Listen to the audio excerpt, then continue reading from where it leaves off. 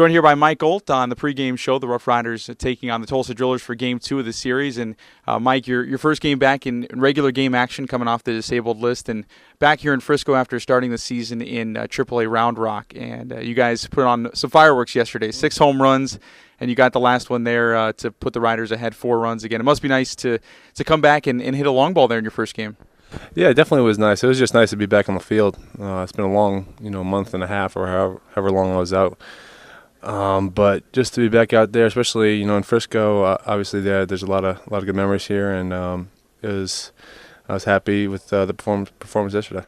And it felt like each at bat you looked more comfortable up at the plate. The first at bat just 3 pitches, and the next one you saw a couple pitches that you took, a couple strikeouts your first couple times up. But your third at bat, you almost hit a long ball out, deep fly to left field, and looked like you were seeing the off speed stuff a little bit better, and finally came through and really connected. The ball got out in a hurry in that fourth at bat. Walk us through that at bat, what you were looking for, and what you were able to take. Yeah, definitely the first couple of bats I was a little hesitant. You get a little nerves coming back. You want to, you know your timing's going to be off a little bit. You want to do well, all that. So by the time that third, fourth at bat came, I felt like I was more like myself and kind of relaxed and just ready to attack the ball. And, even though I did strike out the first 2 at bats, it was a really good feeling because I saw the ball so much better than I've, been seeing it. Now it's just an order of getting my timing back, and I'll be, back where I need to be. And that's really been the issue for you, the vision problems are well chronicled at this point, but an issue with your tear duct in your right eye. Finally, that came as a resolution. When you got the eye drops from the doctor, how long did it take for you to know, okay, this was the problem, this is absolutely it, and everything's going to be fine from here on out? Probably about an hour. He said basically, if this is the problem, this should really be an impact within the next, the next day for sure. And I put it in, went out to practice, and I noticed a huge difference, and it was a huge relief. Finally able to get some sleep after that, and it's been going well since then. How long had you been feeling this way? I mean, it's something that obviously was a problem for you all of the season with Round Rock, and at least in part of spring training as well. I mean, is it something you noticed in the off season? When did it first start to crop up? It didn't start coming up until spring training, a little bit into spring training, but I just kept thinking, my timing's off, I'm rusty. I really don't have the greatest spring trainings ever. So I just kept thinking it was that, and just tried to kind of block it out. Got into Round Rock, and just felt like I could get over it myself. And, by getting repetitions is something that's just going to go away. But, when it started to carry over into the defense and, not getting the right depth perception on balls, I just it got to be a little dangerous. So, that's when I finally said, we got to do something about it.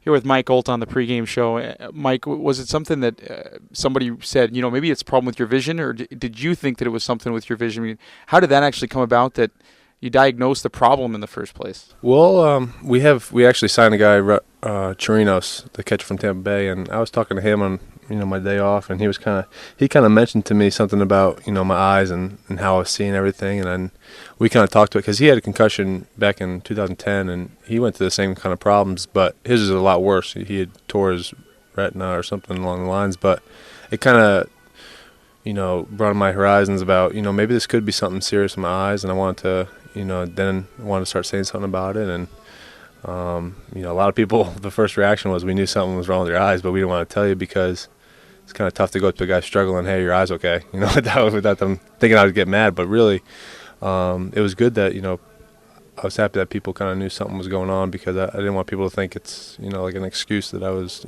that's why I was doing bad, and something was definitely going on there. How many doctors did you have to see before you finally did come up with the right diagnosis? So there were some reports out there that the first doctors go around said there was nothing wrong at all. Yeah, that was the problem. My eyes were fine. It wasn't. My eyes were 20/20, and and the fact that it didn't happen all the time. When I was normal every day, I never really had the problem. It was only when I focused really hard and would either move my eye fast or blink. And so it's tough for them to find what was going on when it doesn't happen every time. They doing the test.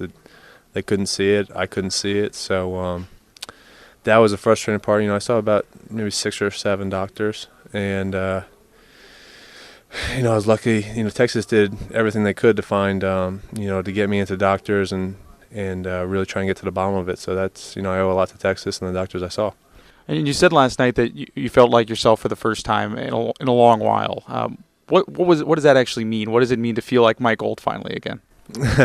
Well, just to be able to, I went up to the plate with an approach yesterday, and finally was able to attack the approach and pull the trigger on a couple of pitches, and that just wasn't happening before. I went up there with an approach, and I would get the pitch I wanted, and I just couldn't pull the trigger, just because I couldn't really see it well. And so yesterday was a great day. In extended spring training, I felt the same way. I was finally able to kind of let loose and actually see the ball and pull the trigger. And finally, for you, you talked about the fact that it carried over with your defense with the problems. What is it? You talked about offensively, to be able to see the spin of the ball and be able to really get a good feel for the ball coming to the plate.